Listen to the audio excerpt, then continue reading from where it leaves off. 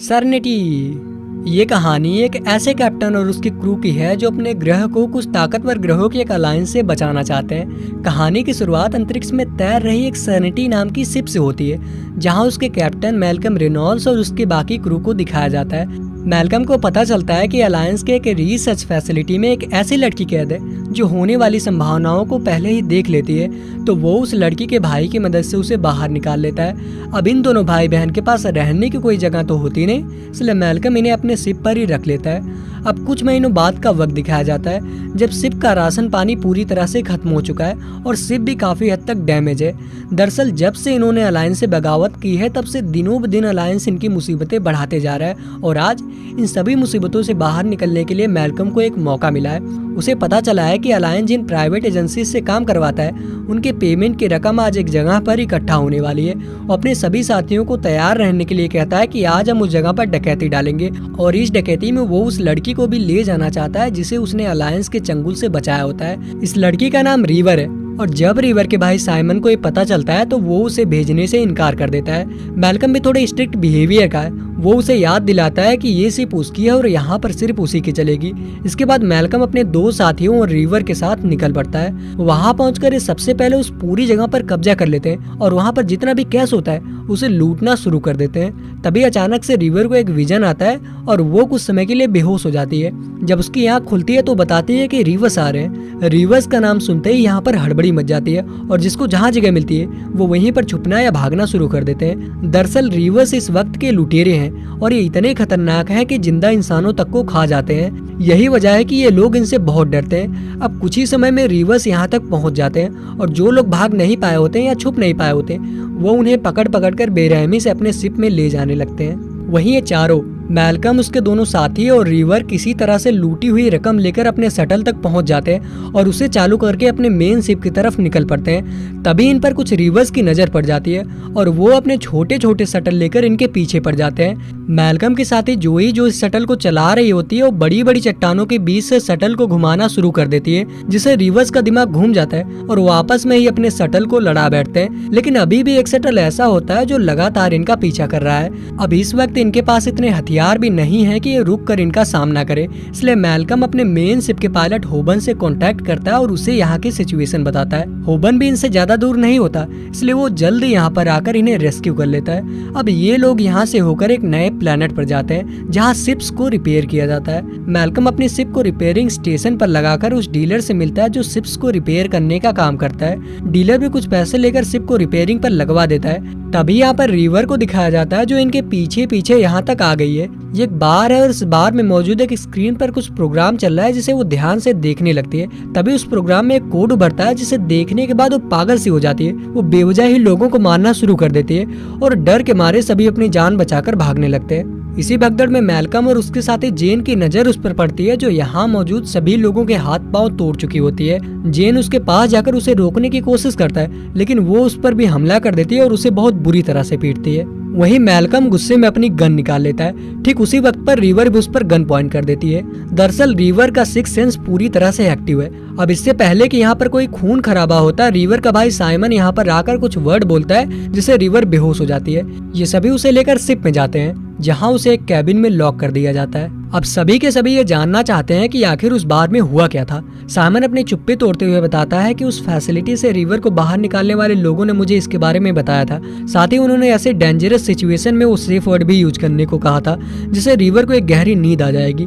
Malcolm जो अब तक बिल्कुल शांत होकर उसकी बातें सुन रहा था एकदम से भड़क जाता है। उसका कॉलर पकड़कर गुस्से में कहता है, तुम्हें पता था कि एक गलत कोड बोलने से उसे दौरा पड़ सकता है, फिर भी तुमने मुझे इस बारे में बताया तक नहीं। साइमन कहता है, मैं नहीं चाहता था कि कोई उसका गलत इस्तेमाल करे।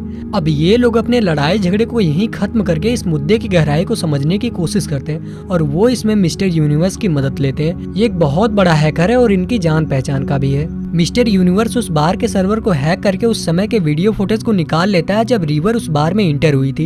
ये देखते हैं कि रिवर उस बार में मौजूद एक टीवी स्क्रीन पर चल रहे कुछ प्रोग्राम को देख रही है। तभी उस प्रोग्राम में एक कोड दिखाई पड़ता है जिसके ठीक बाद रिवर को दौरा पड़ता है। अब इन्हें ये बात तो समझ में आ जाती है कि रिवर के दिमाग को सिग्नल कहाँ से मिला और ये भी समझ में आ जाता है कि इसे देने वाला अलायंस ही है। ये इस प्रोग्राम को थोड़ा और आगे पीछे करके देखते हैं तो रिवर ने दौरे से ठीक पहले एक वर्ड बोला होता है, मिरांडा। अब रिवर का भाई साइमन रिवर के पास जाता है और बार में लड़ाई के दौरान जो उसे चोट लगी होती है उस पर मरहम पट्टी करता है। साइमन पेशे से एक डॉक्टर है। वो रिवर से सवाल करता है, तुम जब बेकाबू हो गई थी तो तुमने मिरांडा कहा था, ये मिरांडा क्या है? क्या वो तुम हो? क्या मैं इस वक्त मिरांडा से बात कर रहा हूँ? दरअसल साइमन रिवर की इस दिक्कत को पर्सनैलिटी डिसऑर्डर की तरह देख रहा होता है। रिवर उसे यकीन दिलाती है कि वो रिवर ही है। अब इन सभी को पता है कि अलायंस अपनी हर मुमकिन कोशिश कर रहा है रिवर तक पहुंचने की। इससे ना केवल उसे खतरा है बल्कि इन सभी को है। मैल्कम इन सभी को लेकर अपने एक पुराने दोस्त शेफर्ड के पास जाता है जो अपने कुछ लोगों के साथ एक आइसोलेटेड जगह पर रहता है। इनके लिए यह जगह बाकी जगहों के मुकाबले ज्यादा सुरक्षित होती है क्योंकि यहाँ पर अलायंस का कोई मिलिट्री बेस नहीं होता। इसी शाम जब मैल्कम शेफर्ड के पास बैठा होता है तो शेफर्ड उसे परेशान देखकर खुद पर भरोसा रखने के लिए कहता है। वो उसे यकीन दिलाता है कि सभी यहाँ पर सुरक्षित हैं। अगले सुबह मैल्कम को उसकी एक्स गर्लफ्रेंड इनारा का कॉल आता है जो उसे सालों पहले छोड़कर चली गई थी। वो उसे बताते हैं कि यहाँ पर कुछ लोग हैं जो उसे परेशान कर रहे हैं और वो उसकी मदद चाहती है। मैल्कम भांप लेता है कि बात कुछ और है। जरूर इनारा किसी बड़ी प्रॉब्लम में है। शायद अलायंस उसे फोर्स करके उन्हें उसके जरिए बुलाना चाहता है। मैल्कम अपने क्रू मेंबर्स के पास जाता है जिन्होंने पहले ही कॉल के दौरान इनकी बातें सुन ली होती है और इन्हें भी डाउट होता है कि ये इनारा के जरिए इन्हें बुलाने की चाल है। ये सभी इनारा की मदद के लिए निकल पड़ते हैं। इनसे वो जगह ज्यादा दूर नहीं होती इसलिए जल्दी उस जगह के काफी करीब पहुंच जाते हैं। यहाँ से आगे मैल्कम अकेला ही जाता है क्योंकि वो इन्हें खतरे में डालना नहीं चाहता। वहीं दूसरी तरफ इनारा को दिखाया जाता है जो भगवान बुद्ध की मूर्ति के सामने प्रार्थना कर रही होती है। दरअसल ये एक ट्रेनिंग हाउस है जहाँ पर लोगों को योग और अध्यात्म की शिक्षा दी जाती है। अब यहाँ पर मैल्कम भी आ जाता है जिसे देखकर इनारा काफी नाराज होती है। वो कहती है, मैंने सोचा भी नहीं था कि तुम इतनी बड़ी बेवकूफी करोगे। अब इससे पहले कि वो मैल्कम को यहाँ से भेज पाती है यहाँ पर अलायंस का एक एजेंट आ जाता है। ये एजेंट मैल्कम के लगभग सारे रिकॉर्ड्स देख चुका होता है। यही वजह होती है कि मैल्कम की लगभग सारी जानकारियां रखता है। इसकी एक जंगी जहाज दूर अंतरिक्ष से मैल्कम की सैनिटी शिप पर भी नजर रखी होती है। ये मैल्कम को समझाता है कि रिवर को उसे सौंप दे, इसी में उसकी और उसके लोगों की भलाई है। मैल्कम ऐसा करने से साफ साफ इनकार कर देता है और मौका देख उसे गोली मार देता है। एजेंट भी पूरी तैयारी से आया होता है। उसने बुलेट जैकेट पहन रखी होती है और अब इनके बीच हाथापाई शुरू हो जाती है। एजेंट लड़ने में बहुत कुशल होता है। जल्दी ये मैल्कम को उसके घुटनों पर ले आता है, लेकिन जब वो उसे मारने वाला होता है तो इनारा एक फ्लैश बम को ब्लास्ट कर देती है जिससे एजेंट डिस्ट्रैक्ट हो जाता है और इन्हें भागने का एक मौका मिल जाता है। मैल्कम इनारा को लेकर शटल तक जाता है और ये इस शटल के जरिए अपने मेन शिप तक पहुंच जाते हैं। अब इससे पहले कि दूर अंतरिक्ष में मौजूद अलायंस की शिप इन पर हमला करती ये यहाँ से निकल जाते हैं। काफी दूर निकल जाने के बाद ये सभी इकट्ठा होते हैं और आपस में डिस्कस करते हैं कि आखिर वो क्या मिस्ट्री है जो अलायंस रिवर के जरिए छुपाना चाहता है। काफी देर तक सोचने के बाद इन्हें वो घटना याद आती है जब रिवर को बार में दौरा पड़ा था और दौरे के ठीक पहले रिवर ने मिरांडा कहा था। क्योंकि यही एक चीज है जिसके बारे में किसी को भी नहीं पता, तो ये इस बात पर तय कर लेते हैं कि शायद मिरांडा ही वही मिस्ट्री है। अब इस शिप का क्रू जेन जो गुस्सैल मिजाज का है वो इस बात से बहुत गुस्सा होता है कि मैल्कम रिवर और साइमन जिन्हें वो ठीक से जानता तक नहीं, उनके लिए बाकी सभी की जान खतरे में डाल रहा है। वो इन सब से दूर हटकर अपनी गन के साथ रिवर के कैबिन की तरफ निकल जाता है। कैबिन के भीतर रिवर पहले से ही अलर्ट होती है क्योंकि उसे उसके आने का आभास हो गया था।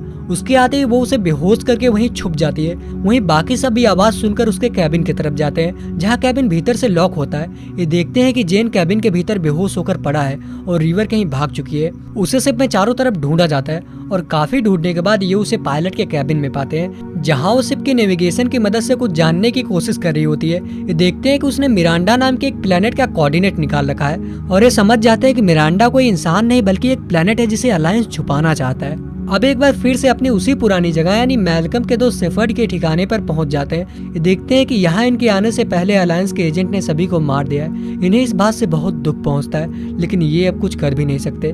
अलायंस का एजेंट दोबारा कभी भी लौटकर इनके ऊपर हमला कर सकता है। इसलिए मैल्कम ये जानते हुए भी कि मिरांडा प्लेनेट रिवर्स के इलाके में पड़ता है, वहाँ जाने का फैसला करता है क्योंकि वो देखना चाहता है कि आखिर वहाँ ऐसा क्या है जिसके लिए अलायंस किसी भी हद तक जाने के लिए तैयार है।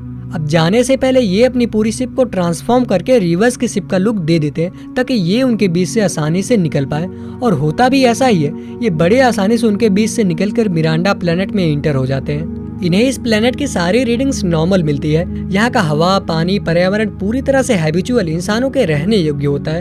इन्हें इस प्लेनेट पर एक शहर भी दिखता है जहाँ से इन्हें एक रेडियो सिग्नल मिल रहा होता है। ये उस रेडियो सिग्नल के सोर्स को पता लगाने के लिए उसके काफी करीबी जगह पर लैंड करते हैं जहाँ सिग्नल ज्यादा स्ट्रॉन्ग होता है। ये शिप से नीचे उतर कर देखते हैं तो यहाँ पर कोई भी जिंदा इंसान नहीं होता, बल्कि शहर में चारों तरफ इंसानी डेड बॉडीज पड़ी होती हैं। ये इन इंसानी डेड बॉडीज को देखकर समझ नहीं पाती कि लोग इतने मास लेवल पर मरे कैसे। इन बॉडीज पर कोई चोट का निशान भी नहीं होता जिससे कोई वजह इन्हें दी जा सके।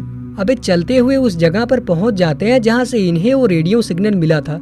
इन्हें यहाँ पर एक रिकॉर्डेड वीडियो मैसेज मिलता है जिसे प्ले करने पर इन्हें यहाँ की सच्चाई का पता चलता है। सालों पहले अलायंस ने एक बेहतर दुनिया की तलाश में यहाँ पर एक एक्सपेरिमेंट किया था जिससे वो लोगों के दुख और तनाव को खत्म करना चाहते थे। इस एक्सपेरिमेंट के बाद अधिकतर आबादी के स्वभाव में इतना बदलाव आ गया कि उन्होंने अपना हर काम बंद कर दिया। ना वो खाते, ना पीते, ना बच्चा पैदा करते। ये इतने निष्क्रिय हो गए कि इन्होंने जहाँ के तहाँ पड़े पड़े अपना दम तोड़ दिया। वहीं इसके उलट आबादी के 10% लोगों में ऐसे बदलाव आए कि वो बहुत अग्रेसिव हो गए। उन्होंने यहाँ मौजूद लोगों को मारना शुरू कर दिया। अब ये इस सच्चाई को जानने के बाद इस रिकॉर्डिंग को पूरी गैलेक्सी में दिखाने का फैसला करते हैं, लेकिन अगर इन्होंने खुद को नेटवर्क से कनेक्ट किया तो अलायंस इन्हें ढूंढकर खत्म कर देगा और इनका काम भी अधूरा रह जाएगा। इसलिए ये मिस्टर यूनिवर्स से बात करते हैं। पूरी बात सुनने के बाद मिस्टर यूनिवर्स इनकी मदद के लिए तैयार हो जाता है, लेकिन इन्हें पता नहीं होता कि मिस्टर यूनिवर्स के पास इस वक्त अलायंस का एजेंट भी मौजूद है जिसने इनकी पूरी बात सुन ली है। और कॉल के डिस्कनेक्ट होते ही वो मिस्टर यूनिवर्स को मार देता है और उसके पूरे सिस्टम को एजेंट के लोग बर्बाद कर देते हैं। वहीं दूसरी तरफ ये सभी मिरांडा प्लेनेट से निकल जाते हैं और रिवर्स से बचते बचाते आगे बढ़ने लगते हैं। अचानक से कुछ रिवर्स को इन पर शक हो जाता है और बड़ी तेजी से इनकी तरफ बढ़ने लगते हैं। इससे पहले कि ये उनसे टकराते ये उनके शिप पर हमला कर देते हैं और अब बाकी सभी रिवर्स का अटेंशन भी इनकी तरफ आ जाता है, जो अपनी बड़ी से बड़ी और छोटी से छोटी शिप के साथ इनके पीछे पड़ जाते हैं। शिप का पायलट होबन बड़ी सफाई से इनके बीच से शिप को निकालता है और ये जैसे ही थोड़ा आगे बढ़ते हैं देखते हैं कि अलायंस का एजेंट अपनी पूरी आर्मी के साथ सामने खड़ा है। इसके बावजूद ये अपने उसी स्पीड में आगे बढ़ते हैं। अलायंस का एजेंट थोड़ा हैरान होता है, लेकिन जल्द ही उसे भी समझ में आ जाता है कि उसे इस वक्त यहाँ नहीं होना चाहिए था।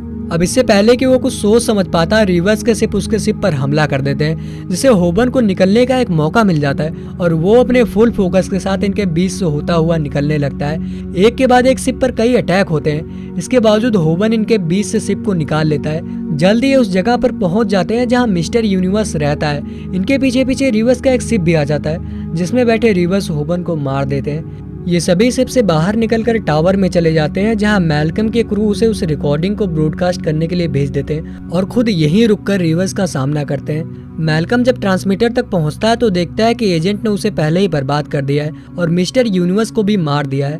मरने से पहले मिस्टर यूनिवर्स ने एक मैसेज रिकॉर्ड किया होता है कि नीचे उसका एक बैकअप भी है।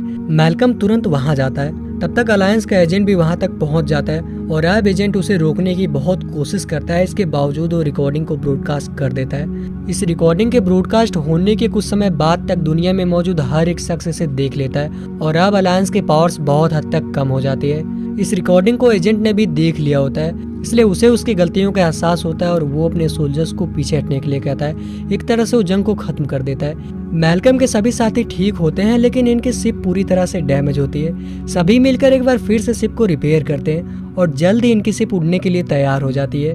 होबन के एब्सेंस में मैल्कम शिप को उड़ाने की तैयारी करता है, जिसमें रिवर भी उसकी मदद करती है और ये एक बार फिर से अपनी सेरेनिटी शिप के साथ स्पेस की सैर पर निकल पड़ते हैं। तो ये थी पूरी कहानी फिल्म सेरेनिटी की। उम्मीद करते हैं कहानी आपने एंजॉय किया।